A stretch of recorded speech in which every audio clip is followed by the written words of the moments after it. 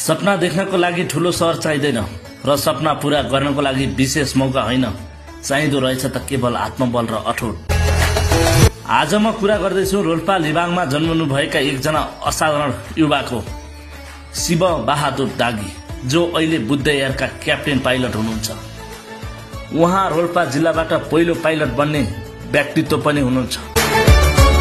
गाउँको कठिन परिवेश, अप्ठ्यारा बाटा, अभावका बीच पनि उहाँले आफ्नो सपना कहिल्यै मर्न दिनु भएन।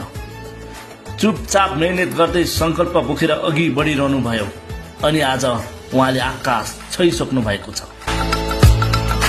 शिव बहादुर दाईको यो यात्रा एउटा प्रेरणा हो हामी सबै युवाहरूको लागि।